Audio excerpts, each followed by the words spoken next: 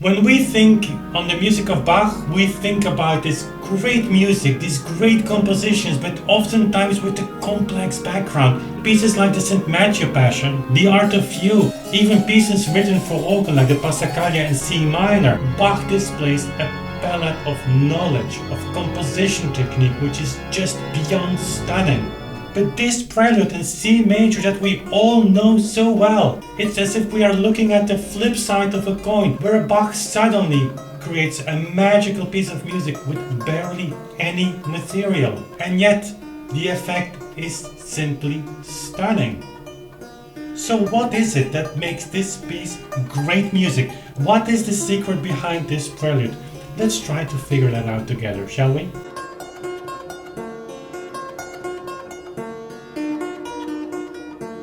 By the way, as simple as this prelude may look, so complex is the fugue.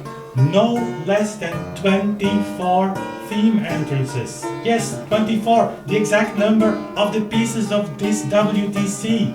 24 preludes and fugues in all keys.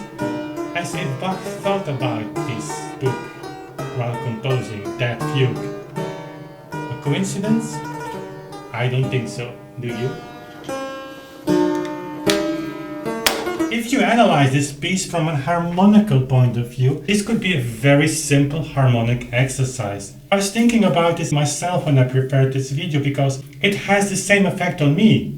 And then I suddenly realized what Bach actually is doing is giving us an insight in the power of chords. If you think about it, you can only do that when you present a very simple chord progression to your listeners, displayed in the most vulnerable way, which is an arpeggio.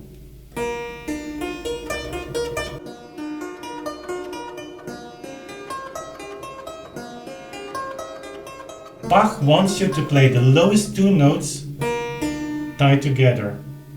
And if you look at the piece from this perspective, suddenly you have a pattern. There is a story that's being told in the left hand. The right hand gives the harmonic power, so to say, but the left hand has the melodic power within the harmonic power. You can still follow. It's very hard to explain, but it's simple to listen. And suddenly the D here adds a lot of tension. It's like looking at an innocent child. That child is in the world like everything that's going around it. He's not aware of that. He's just him or herself. Untouchable. And you know this going to the B. Nothing happens here, but just essential pure harmonic joy, with this little flavor of a melodic touch in the left hand. And let's see what Bach does with that. So we're back to C major here. And then A minor. You can say, okay, but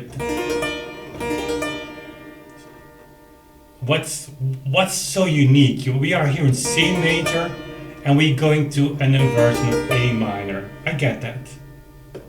But this, unbelievable. Unbelievable, this addition of the A. Imagine Bach would not have done that.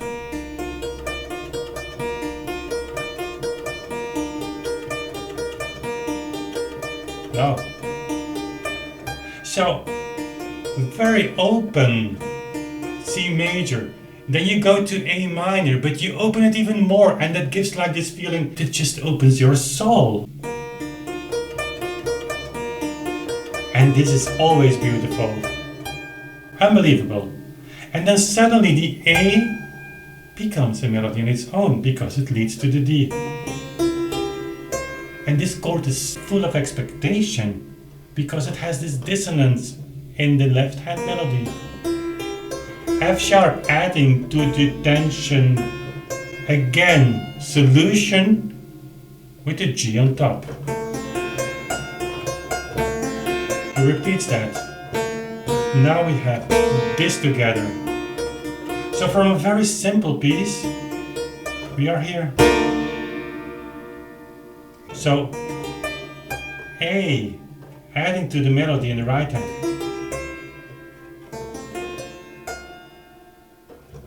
No tension, but opening. Question mark. Solution, opening again. Very serious question mark. Additional question mark. Confirmation of the question mark. Answer.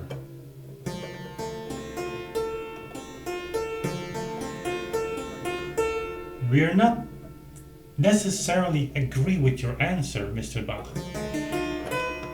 Because that's another question. C sharp on top.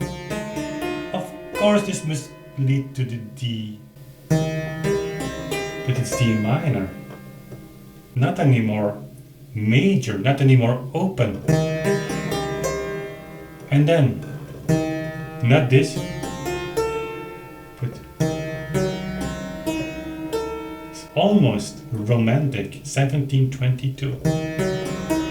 So these questions we have suddenly become intimate, introvert, as if we're not asking any longer. We're just here with ourselves. The one who's able to answer, we forget about him.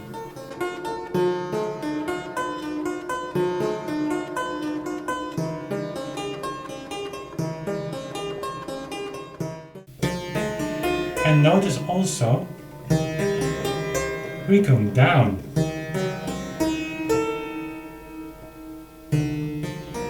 Unbelievable. That's the essential power of harmonic progression. Tension. And then E, F. Simple chord. E, another transition note. You can have, harmonically you can explain it in different ways, but it's just a transition note going to the D. This is rather exceptional. We are used to hear this. Sorry. No.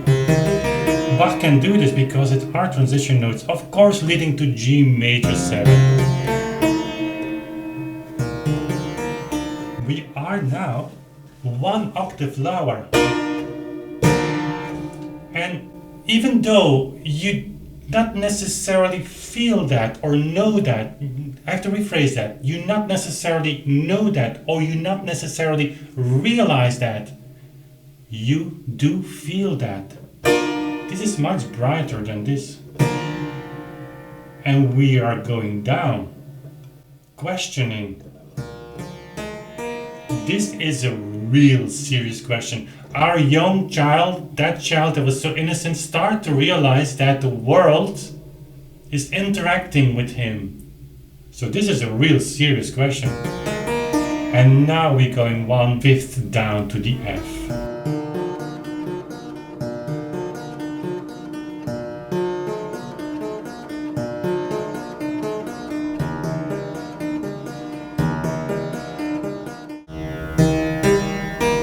Not this, but this. So Bach uses a principle of extending notes over a harmony change, leaving that note there as a transition note, as a passing note. But in this piece it comes together. He builds tension with that. This is incredibly difficult to do because you have nothing to work with. The E remains, and this is not going to be resolved. Adding tension. And suddenly this simple piece becomes very serious. Even here, you have this chord, which leads of course to G major, but not directly. And now,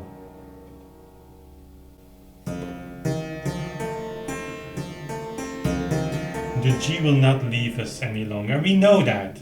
We arrived, the journey starts here, and we arrived almost on our destination. We know we're not there, but because the G has too much tension. The G needs to go to C. We are relieved to be there. We are relieved that finally we have something to attach to. And then here, the left hand becomes again very powerful. F.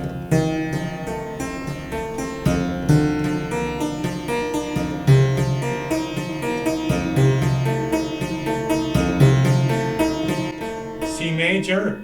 Of course not. Let's extend that tension a little bit here. F sharp. And then not going to G major. You could do that. No. Inversion of C. Just listen to the power of that E natural on the left hand. Here. This E natural. This is the journey. We're coming home. But we didn't expect that. We expect this.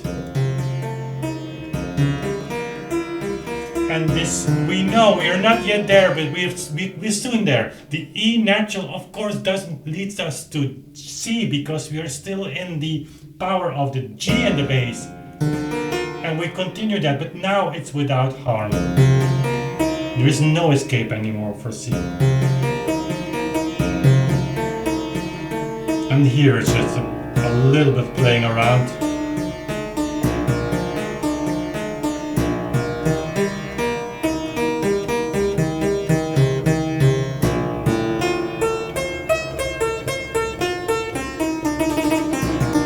These last 3 bars or 2 bars is like the storyteller. Bach is, as a storyteller, he appears on the stage and he says like, listen guys, this was quite a nice journey, right? Now let's move on to a fugue and let's demonstrate there what I can do with complexity. 2014 entrances.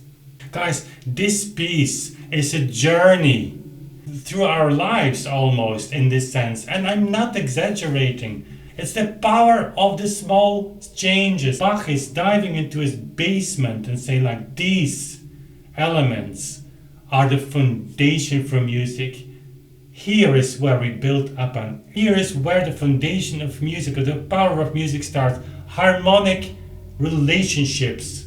And this is also a lesson for us as musicians, because the true power of music lies in the harmonic power. How many times I hear, I cannot follow the motives, the lines, I need to go a little bit quicker, a little bit faster. Don't play over the harmonies. The harmonic progression, the harmonic power is what built music. And I think Bach wanted to make that statement very clear. I don't know of any other piece of music written like this with the same power, with the same depth which it had to have, because otherwise it would be impossible for this piece to be known so well as it is. Another great piece of music Bach wrote is the A minor Prelude and Fugue for organ, of which I made a similar analysis here on this video. Just click on that and I will see you over there at the beautiful organ in Leuven, conscious organ. Thanks for watching. See you soon again.